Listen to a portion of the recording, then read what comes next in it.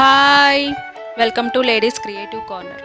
ఈరోజు మన క్రియేటివ్ కార్నర్లో వినాయక చవితి కోసం పసుపు గణపతి యొక్క విశిష్టతని మరియు ఇంట్లోనే వినాయక చవితి కోసం పసుపు గణపతిని ఎలా చేసుకోవాలో ఈ వీడియోలో చూద్దాం. అందరికీ వినాయక చవితి శుభాకాంక్షలు. ఈసారి మనందరం జాగ్రత్త పాటిస్తూ పర్యావరణాన్ని కలుషితం చేయకుండా ఇంట్లోనే ఉండి వినాయక చవితిని జరుపుకుంటారని ఆశిస్తున్నాను. నా ఛానల్ కనుక మీరు ఫస్ట్ టైం చూస్తున్నట్లయితే ప్లీజ్ సబ్స్క్రైబ్ చేసుకోండి. నా ఛానల్ యొక్క అప్డేట్స్ కోసం పక్కనే ఉన్న బెల్ ఐకాన్ని క్లిక్ చేయడం మాత్రం మర్చిపోవద్దు. కరోనా వల్ల మనందరం ఇంటి నుంచి బయటికి వెళ్ళలేని పరిస్థితి. అందుకని ఈసారి మనము ఇంట్లోనే పసుపు గణపతిని చేసుకొని వినాయక చవితిని జరుపుకుందాం. మనందరికీ పసుపు గణపతిని చేయడం తెలుసు. మన ఇంట్లో ఏ చిన్న పూజ అయినా మొట్టమొదటిగా పూజ చేసేది పసుపు గణపతికే. పసుపు గణపతిని ఎందుకు అంత విశిష్టతో తెలుసుకుందాం. పసుపు గణపతిని హరిద్రా గణపతి అంటారు. పసుపుని మనము అన్ని పవిత్ర శుభకార్యాలకి వాడుతాము. మొట్టమొదటగా గౌరీదేవి కూడా పసుపు సుండిపిండిని కలిపి ముద్దగా చేసి దానికి ప్రాణం పోసి గణపతి అని నామకరణం చేశారు. అందుకే పసుపు గణపతికి అంత్య ప్రత్యేకమైన విశిష్టత. అంతేకాకుండా హరిద్రా గణపతిని సులభంగా చేసుకోవచ్చు. అది ఎలాగో చూద్దాం. కొంచెం పసుపు తీసుకొని నీళ్లు కలుపుకొని ముద్దగా చేసి తమలపాకులని ఆసనంగా చేసి పసుపు ముద్ద పైభాగాన బొట్టు పెట్టి గణపతిగా ప్రతిష్ఠ చేస్తాము. హరిద్రా గణపతి యొక్క ముఖ్య ఉద్దేశం, ప్రయోజనం మనము ఏ పని చేసినా ఎటువంటి ఆటంకాలు లేకుండా జరిగిపోవాలని, మన కుటుంబాన్ని క్షేమంగా చూడాలనే ఉద్దేశంతో హరిద్రా గణపతిని చేస్తాం. అయితే హరిద్రా గణపతిని చేసేటప్పుడు అంగుళం సైజు మించకుండా చూసుకోవాలి. అంగుళం సైజు మించితే స్వామివారికి దీప ధూప నైవేద్యాలు 2 పూటలా సమర్పించుకోవాలి. పూజ అయిపోయిన తర్వాత ఈ హరిద్రా గణపతిని తూర్పు వైపుకి కదిలించాలి.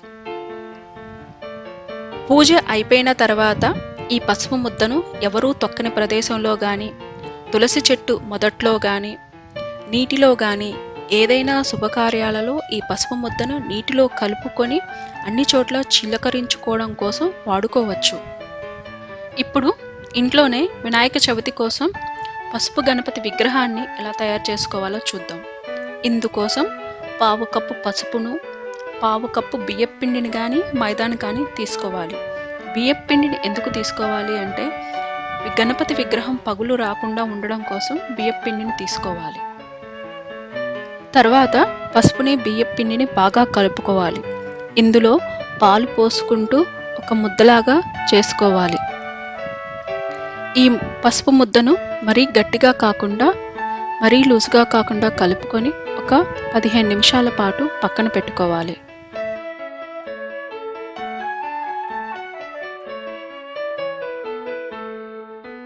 నిమిషాల తర్వాత పసుపు ముద్దను తీసుకొని మరీ గట్టిగా అయితే కొంచెం నీళ్లు కలుపుకొని మెత్తని ముద్దలాగా చేసుకోవాలి. ఈ పసుపు ముద్దతో గణపతి విగ్రహాన్ని చేసుకోవాలి. ముందుగా తమలపాకుని తీసుకొని దాని మీద మీడియం సైజు పసుపు ముద్దను తీసుకొని స్వామివారి ఆసనాన్ని చేసుకోవాలి.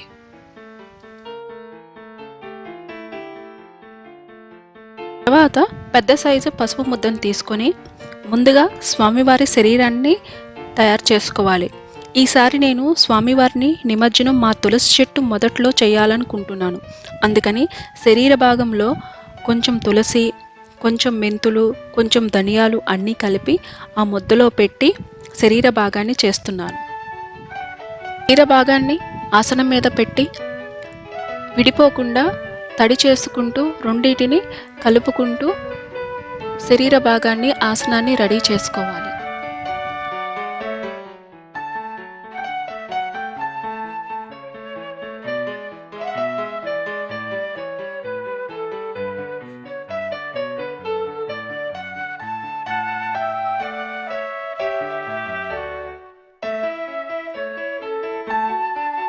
తర్వాత 2 మీడియం సైజు పసుపు ముద్దలను తీసుకొని స్వామివారి కాళ్ళ కోసము రెడీ చేసుకోవాలి.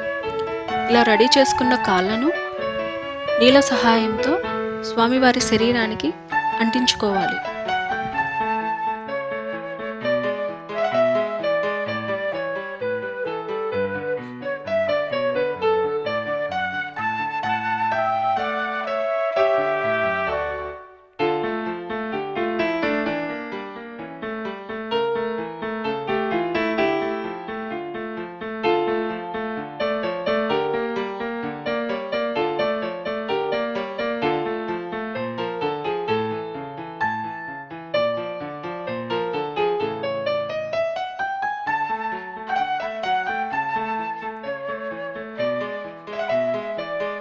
వారి తల భాగం కోసం, తొండం కోసం మీడియం సైజ్ పసుపు ముద్దలను తీసుకోవాలి.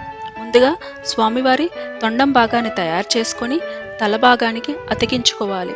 ఆ తర్వాత తల భాగాన్ని తీసుకువెళ్ళి శరీర భాగానికి నీటి సహాయంతో అతికించుకోవాలి.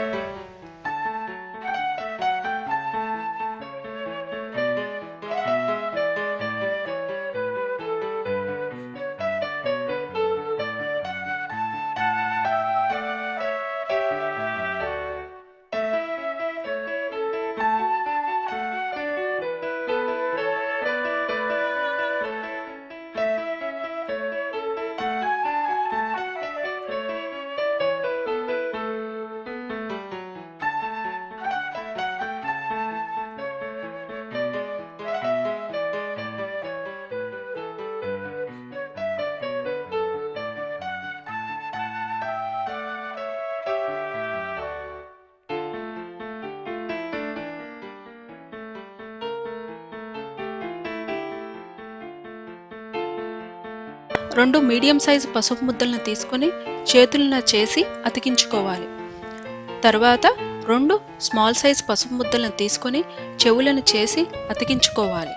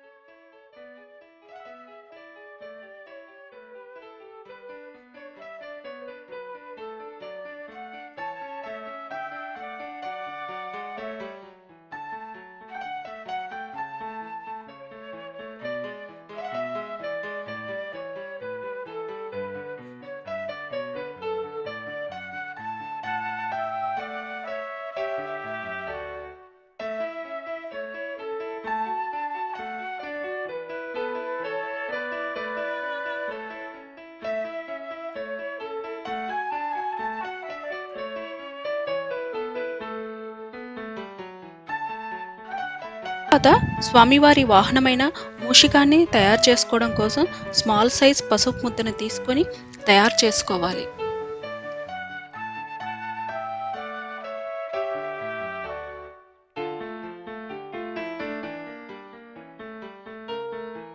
మన ఇంట్లో ఉండే మిరియాలను స్వామివారికి, మూషికానికి, కళ్ళ కోసము వాడుకోవాలి.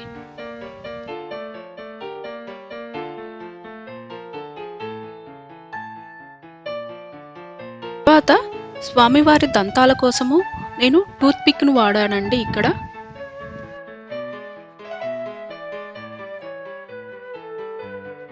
ఒక స్మాల్ సైజ్ పసుపు ముద్దను తీసుకొని స్వామివారి కిరీటాన్ని చేసి అతికించుకోవాలి.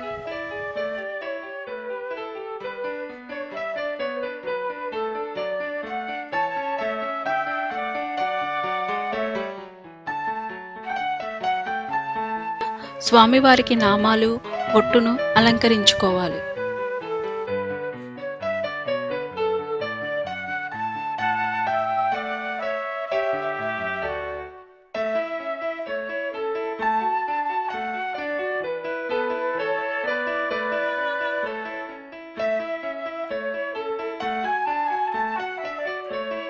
పసుపు గణపతి విగ్రహాన్ని తయారు చేసుకొని గరిక పత్రితో పూజ చేసుకొని వినాయకుడి కథ చదువుకున్న తర్వాత అక్షంతల తల మీద వేసుకుంటే మనము ఏ పని చేసినా ఎటువంటి విఘ్నాలు, ఆటంకాలు రాకుండా అంతా మంచే జరిగేలాగా చూస్తాడట.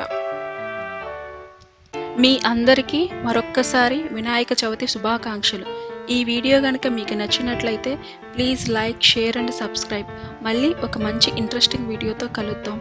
బాయ్.